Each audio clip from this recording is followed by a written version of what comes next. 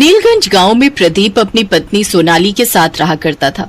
प्रदीप के पास एक घोड़ा था जिस पर वो गांव के बच्चों को घुमाता था और उसके बदले उसे कुछ पैसे मिलते थे। एक रोज प्रदीप सुबह सुबह काम पर निकल रहा था कि तभी उसकी पत्नी सोनाली उससे बोली, घर में राशन पानी खत्म होने वाला है, शाम को घर आते वक्त ले आना। ईश्वर से प्रार्थना करना सोनाली कि आज कोई अच्छी सवारी मुझे मिल जाए ताकि मेरी कमाई ठीक ठाक हो सके। मैं आपसे कितनी बार कह चुकी हूँ कि इस घोड़े को बेचकर आप दूसरा काम शुरू कर दीजिए। ये तुम कैसी बातें कर रही हो सोनाली? ये मेरे माता पिता की आखिरी निशानी है। अरे अब ऐसी निशानी का भी क्या फायदा जिससे हमारे भूखे मरने तक की नौबत आ जाए। क्यों चिंता करती हो भाग्यवान, जो किस्मत में लिखा होगा वही मिलेगा। ये कहकर प्रदीप अपना घोड़ा लेकर चला गया। रास्ते में उसे राजू मिला। अरे प्रदीप भाई, मुखिया जी ने आपको बुलाया। प्रदीप मुखिया के घर पहुंचा। तुम्हारे पिता ने मुझसे कर्ज लिया था, अब तुम मुझे वो कर्ज लौटाओगे, समझे? लेकिन उन्होंने अपना खेत भी तो आपके पास गिरवी रखा था। उस बंजर जमीन का मैं क्या करूंगा भाई? तुम मुझे मेरे पैसे लौटाओ, नहीं तो मैं तुम्हारा ये घोड़ा अपने पास रख लूंगा, समझे? प्रदीप वहाँ से दुखी होकर चला गया। तभी मुखिया के पास गांव का सेठ आया। काम हो गया क्या मुखिया जी? समझो हो ही गया सेठ जी। शाबाश, आप नहीं जानते बाजार में उस घोड़े की कीमत कितनी है? सेठ जी, आपके कहने पर मैंने उसे धमकी तो दे दी, लेकिन कहीं ऐसा ना हो कि वो 1 महीने में मेरे पैसे लौटा दे और फिर मुझे उसको वो उपजाऊ खेत भी लौटाना पड़े जिससे मैं लाखों कमाता हूँ। अरे वो गरीब 1 महीने में इतने पैसे कहाँ से लाएगा? उसके यहाँ तो कभी कभी खाने तक के लिए कुछ नहीं होता। अच्छा, अब मैं चलता हूँ। उधर प्रदीप उदास होकर घर चला जाता है। कुछ देर बाद उसका एक दोस्त उसके घर आता है। क्या बात है प्रदीप, बड़े दुखी दिखाई दे रहे हो? प्रदीप सोनाली और रंजन को सारी बात बताता है। देख प्रदीप, अब घोड़े की इस गांव में ज्यादा जरूरत नहीं है। तुम मेरी मानो तो मेरे साथ मेरे ढाबे पर काम करो। नहीं रंजन, मैं अपने घोड़े के पेशे को नहीं छोड़ूंगा। ये काम मेरे पूर्वजों से चला आ रहा है और मेरे दिमाग में एक तरकीब आई है। अगर वो काम कर गई तो मैं उस मुखिया के पैसे लौटा दूंगा और उससे अपनी जमीन भी छुड़वा लूंगा। लेकिन आप ऐसा क्यों करेंगे जी? प्रदीप मुस्कुराया और जंगल से लकड़ियां लेने चला गया। फिर ढेर सारी लकड़ियां काट कर घर ले आया। फिर 3 दिन के अंदर ही दिन रात मेहनत कर प्रदीप ने लकड़ियों का एक सुंदर सा बड़ा टांगे का बॉक्स बना लिया। अब हमारी घोड़ा गाड़ी तैयार है। अब कमी है तो बस रसोई की। वाह, कितना सुंदर लग रहा है ये। लेकिन रसोई की कमी मतलब? मैं कुछ समझी नहीं। मतलब ये कि अब हम इसे एक चलती फिरती घोड़ा गाड़ी रसोई बनाएंगे। देखो भाई, आजकल आधुनिक जमाना है और लोग हमेशा कुछ नया करने की कोशिश करते हैं, लेकिन मेरे पास इतने पैसे नहीं है कि मैं इसमें राशन भरवा सकूं। फिर मेरा ये काम सफल कैसे होगा? अब आप बहुत थक गए हैं जी, चलिए चलकर अब सो जाइए। कल सुबह देखेंगे कि आगे क्या करना है। वो दोनों खाना खाकर सो गए, लेकिन अगली सुबह जब उठे तो उन्हें बाहर से खाने की बहुत अच्छी महक आ रही थी। वो दोनों बाहर आए तो वो खुशबू घोड़ा गाड़ी में से आ रही थी। वो सीढ़ियां चढ़कर उस घोड़ा गाड़ी के अंदर गए तो उसकी रसोई में तरह तरह के पकवान बने हुए थे। ये जादू देख वो हैरान थे। तभी किसी की आवाज आई। घबराओ मत प्रदीप, ये जादू मैंने किया है। कई साल पहले मुझे एक वरदान मिला था जिससे मैं किसी भी तरह की कोई एक ख्वाहिश पूरी कर सकता हूँ। कल रात मैंने तुम्हारी बातें सुनी। तुम घोड़ा गाड़ी रसोई के नाम से कुछ कमाई करना चाहते थे, इसलिए मैंने तुम्हें ये जादुई रसोई दी है। अब इस रसोई में कभी अन्न की कमी नहीं होगी और तुम जो जितना जितना इस रसोई से मांगोगे तुम्हें मिल जाएगा। अब तुम दोनों जाओ और इस व्यापार से खूब लाभ कमाओ। ये सुनकर वो दोनों बहुत खुश हुए। लोग आकर्षित हुए और खाने की खुशबू से उसमें खिंचे चले आए। देखते ही देखते घोड़ा गाड़ी में लगी कुर्सियां भर गईं। सोनाली और प्रदीप झट से रसोई में से खाना लाकर लोगों को परोसते हैं, जिससे उन्हें खूब कमाई होती है। भाई वाह, कितना स्वादिष्ट भोजन है भाई, है मजा ही आ गया भाई। कुछ ही दिनों में उसे अच्छी खासी कमाई होने लगी। आपने तो सचमुच कमाल कर दिया जी। ऐसे ही उन्हें महीना पूरा होने वाला था और वो अपने पिता का कर्ज उतारने के लिए गांव के कुछ लोगों के साथ पैसे लेकर मुखिया के पास पहुंचा, जहां सेठ भी मौजूद था। जैसे ही वो प्रदीप पैसे लौटाने आए, आप उसकी घोड़ा गाड़ी रसोई छीन लेना, फिर वो मुझे दे देना। आपको उसके दुगने दाम दूंगा।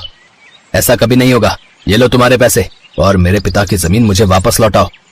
प्रदीप का ये रूप देख मुखिया और सेठ जी घबरा गए और उन्होंने उसकी जमीन के कागज उन्हें लौटा दिए। अब प्रदीप खुशी खुशी सोनाली और गांव वालों के साथ जमीन के वो पेपर लेकर लौट गया। कर अपना बोरिया बिस्तर और निकल यहाँ से। जब से हमारे घर में आई है तब से हमारी खुशियों को आग लगा दी है तूने। मामी मुझे घर से मत निकालिए।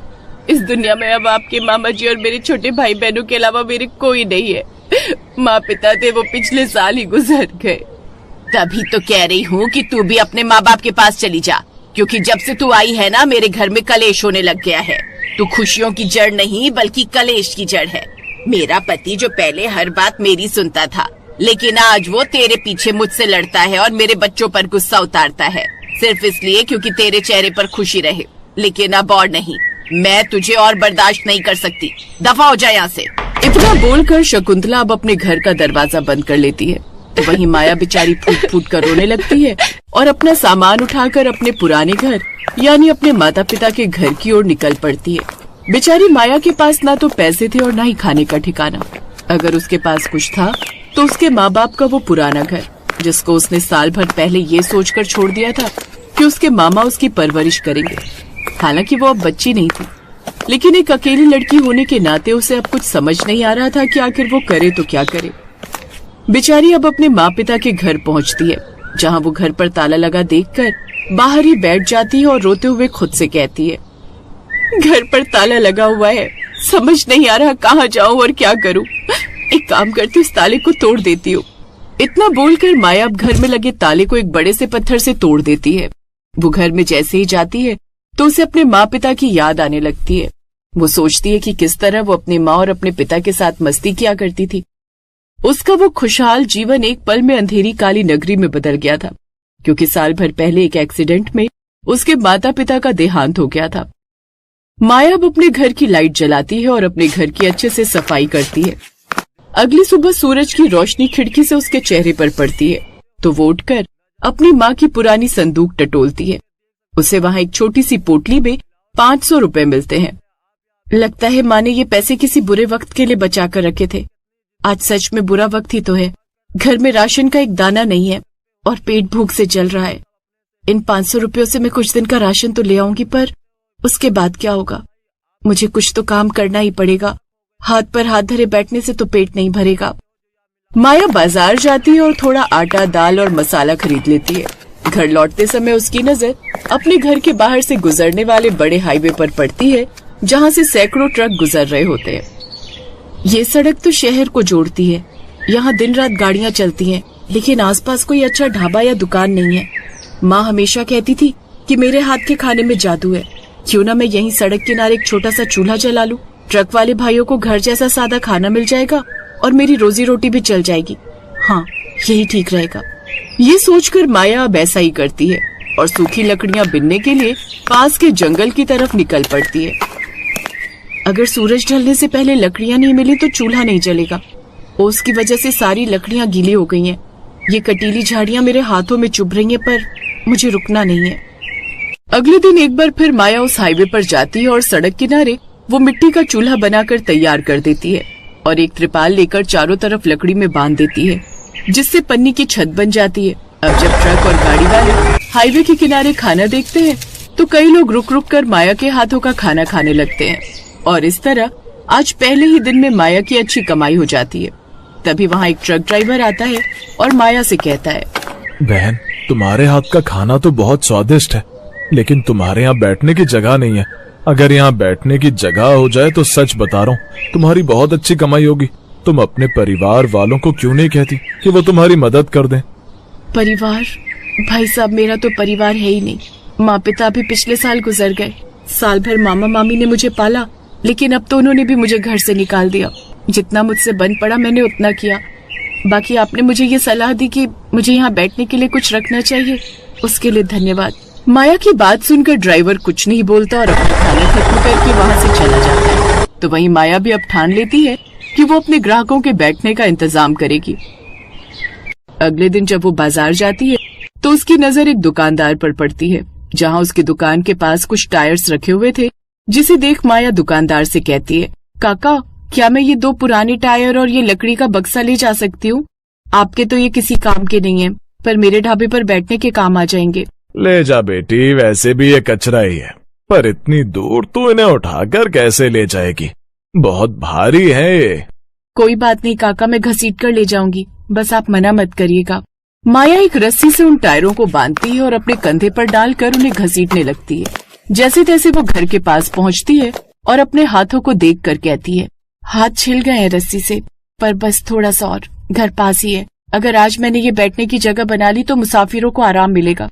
लोग तभी रुकेंगे जब उन्हें बैठने की जगह मिलेगी। हिम्मत मत हार माया, बस थोड़ी दूर और। माया घर पहुंचती है।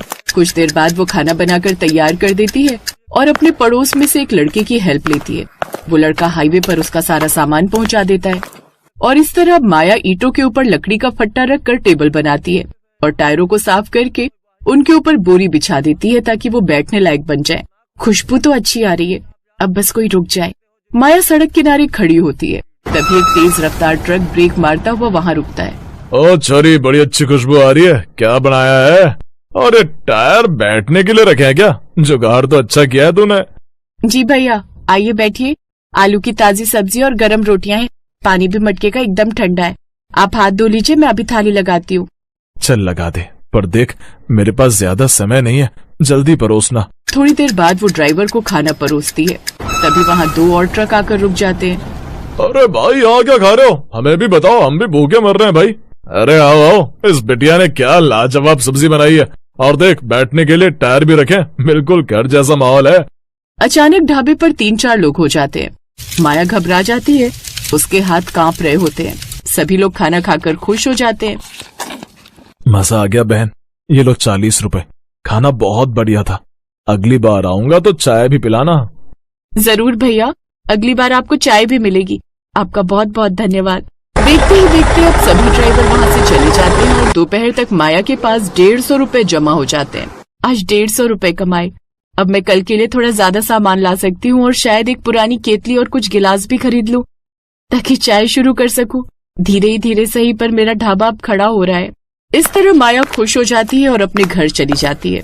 समय गुजरता है और गुजरते समय के साथ अब माया का हाथ अपने ढाबे पर जम जाता है। अब अकेले काम करने में उसे दिक्कत नहीं आती और अब वो अपने ढाबे को बिल्कुल ईमानदारी से चलाने लगती है। और तो और, अब उसका ढाबा इतना अच्छा चलने लगा था कि अब उसका ढाबा एक पन्नी वाला नहीं, बल्कि अच्छा खासा ईंट पत्थर वाला टेबल कुर्सियों वाला ढाबा बन चुका था।